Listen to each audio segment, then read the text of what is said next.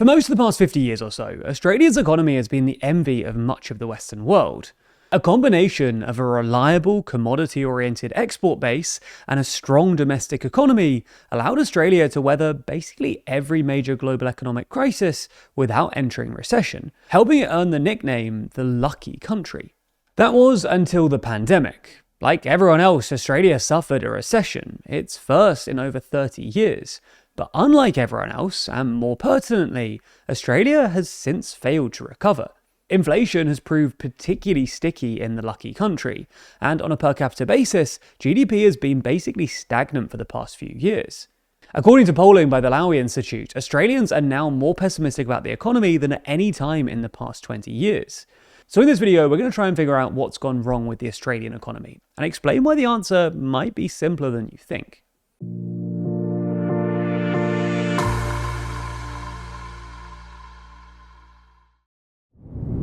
This spring, we visited Greenland to discover the country and find out why it's been such a major geopolitical flashpoint. While we were there, we camped on a glacier, trekked through the wild to find abandoned military installations, and explored the melting oceans. All to answer the question, what's the big deal with Greenland? The documentary is now streaming exclusively to TLDR party members. You can sign up or watch the full trailer by clicking the link in the description. So, the key thing to understand here is that until really quite recently, Australia's economy has looked uniquely resilient. Australia's GDP grew every quarter from 1991 until the pandemic in 2020, the longest consecutive streak in world history. This was in large part because Australia's economy has two things that rarely come together: an abundance of natural resources and a strong domestic economy. When it comes to natural resources, Australia has vast deposits of metals and hydrocarbons, including iron, coal, oil, gold, and lithium, which it exports around the world, especially to booming economies in Asia like China. If you just looked at Australia's export profile, you'd probably assume it was a low or middle income country, dependent on commodity exports. But that's not the case at all. Australia also has an impressive non-commodity economy centered around advanced services, including world-beating education, technology, and financial sectors. This has all made Australia one of the richest countries in the world, with a GDP per capita somewhere between Germany and the Netherlands, and incredible levels of collective wealth. According to the most recent UBS Wealth Report, for instance, Australians have the third highest median wealth in the world, behind only Luxembourg and Belgium.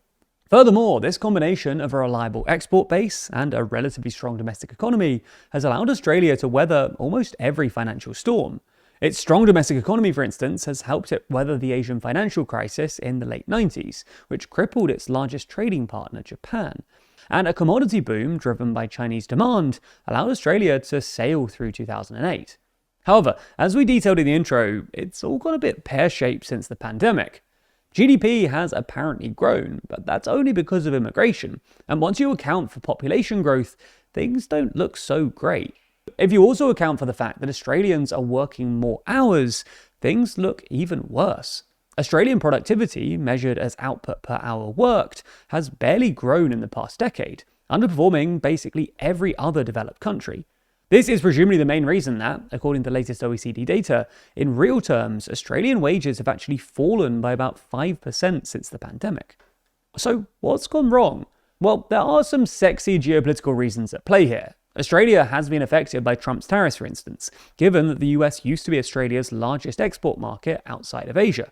Australia is also struggling to deal with China's economic slowdown and Beijing's continued push for self-sufficiency, exemplified by Xi's Made in China 2025 initiative. This is all an especially acute problem for Australia because China has long been Australia's largest export market, but Australian exports to China peaked in 2023.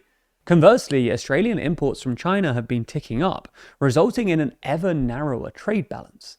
But while geopolitics might have been playing a part, as we see it, the main problem facing the Australian economy is actually a more pedestrian one, namely a lack of investment.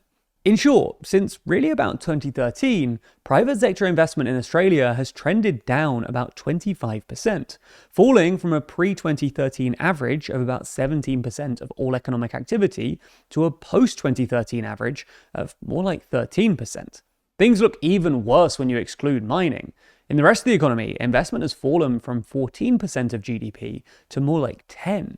This would be consistent with OECD data, which found that between 2008 and 2023, Australia suffered a steeper decline in business investment than basically any other large economy, and had a larger so-called investment gap than any other OECD member apart from Norway and the Netherlands. So what's gone wrong here? Well, it might be in part because Australian firms have been resting on their laurels. This is sort of understandable. Until recently, the Australian economy looked like it was doing pretty great, so firms probably didn't think that they needed to invest so much to keep up with the rest of the world. But there's also a more structural issue at play here. Namely, that Australian banks allocate too much credit to housing investment rather than business investment. This might sound boring or technical, but the basic idea is pretty simple. A banking system can only lend so much money, so when it lends more of that money to housing, it mechanically lends less money to businesses. This makes it harder for businesses to borrow money, which they often need in order to invest.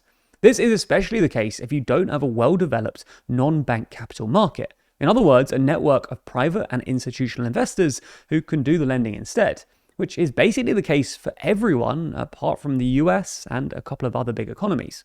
Anyway, in Australia, the percentage of bank credit going to housing, which in practice mostly represents homeowners taking out mortgages, really started rising in the late 2000s and early 2010s. It's probably not a coincidence that investment in the non-mining private sector started falling about the same time. Furthermore, even when Australian banks do lend to businesses, they tend to lend to businesses that own property, because Australian banks see property as sort of their ideal form of collateral. This is all both a symptom and cause of Australia's property crisis, characterised by high and rising real estate prices. This has encouraged not just households, but also banks and businesses to plough all their money into property, starving the rest of the economy of investment. And, well, this dearth of investment is also plausibly the main reason that Australia's productivity, that is, output per hour, has slumped in recent years. After all, without investment, workers don't have the tools to become more productive. According to OECD data, Australian productivity has actually declined between 2015 and 2025. Weak productivity growth would also explain why inflation has proved remarkably sticky in Australia. If wages outstrip productivity, then you'll end up with more money in the economy, but less stuff, because workers aren't producing enough stuff. Ultimately, if this analysis is correct, it should all serve as a reminder of how sky-high house prices can be bad not only for prospective first-time buyers, but also for the economy as a whole. The autumn issue of our magazine, Too Long, is now available for pre-order. The main story inside is all about the plan to fix Europe. From the economy and trade to politics and war, we discuss the various ways in which Europe could be reborn.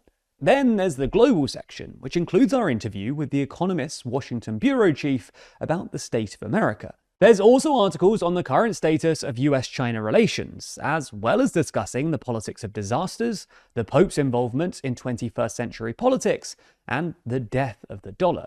The EU section includes the latest from the war in Ukraine, how Germany's rearmament could defend Europe, as well as more stories from across the continent. The UK section unpacks Britain's new Prime Minister, as well as the various rumbling issues from Brexit some 10 years on that still plague Burnham. That's just some of the stories in this issue though, with us also launching a brand new business section to go alongside the relaunch of the TLDR Business YouTube channel this month. If you're interested in hearing our takes on all of those topics, then you can get the very best deal by subscribing to Too Long. Subscribers automatically get 20% off every issue as long as they're subscribed. But if you use code AUGUST26, you'll get an additional £3 off your first copy. Plus, if you want more from TLDR, then you can also subscribe to Too Long and TLDR Party in one bundle. The cheapest way to get both subscriptions. Regardless, thank you so much for watching this video and for supporting TLDR.